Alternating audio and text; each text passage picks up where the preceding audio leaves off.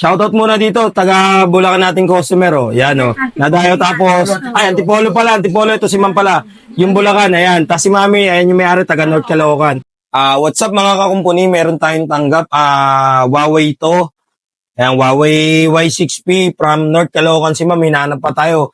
Nagkanda ligaw-ligaw daw siya, ito. Sira yung LCD. Tapos yung charging pin niya, napansin ko, parang maluwag na. Tingnan natin para sure, ah.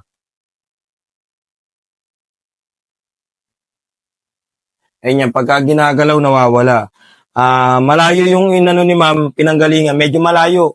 Nagganda ligaw-ligaw na talo pa siya sa pamasahe. Ililibre na lang natin yung charging pin para sulit naman yung pagdayo niya. Ito, gagawin na natin to ngayon. Pre, may alam ka bang pagawa ng cellphone? Oo pre, sa Shine of Marian's Repair Shop sa gagalangin dun. Magaling dun. May mga gusto ka pang ipagawa. Cellphone mo na luma o kaya sira. Halika na't dalhin mo na agad sa amin. Tsak mabubuo yan at yung magagamit. Nabagsak mo ba o kaya na ibalibag. Hindi Ay, gusto ko kasi makatulong ako, Mami. Siyempre, mas maganda na yung nakakamura kayo kaysa yung namumura, di ba? Mas maganda yung makatulong tayo. Napakaliit na bagay lang naman yan eh. Hindi naman natin, yung mga ganyang bagay, hindi na natin charge. Sana all. Yan. Kaya na Mami, nagbubukas na. Oh. Bili ka na lang lagayan ng SIM kasi wala na siya eh. Sa Shopee, nabibiliin parang 100 lang. Opo.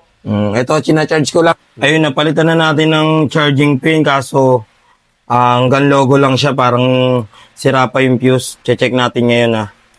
Ito, ililibre na lang din natin pagkasira yung fuse. bukas o ang LCD ay basag. Huwag kang mag-alala kung ang CD mo ay wasak.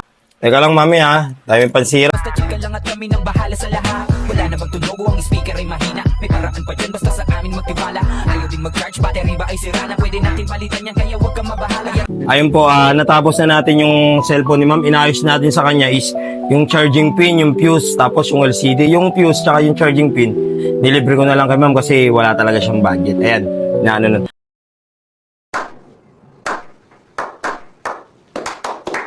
Shoutout muna dito, taga Bulacan nating customer, oh. Yan, oh. Nadayo tapos, ay, Antipolo pala, Antipolo, ito si Ma'am pala. Yung Bulacan, ayan. Tapos si Mami, ayan yung may-ari, taga North Caloocan.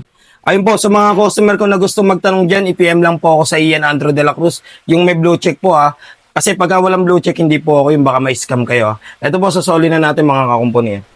Yan, Ma'am. yan ang maganda talaga.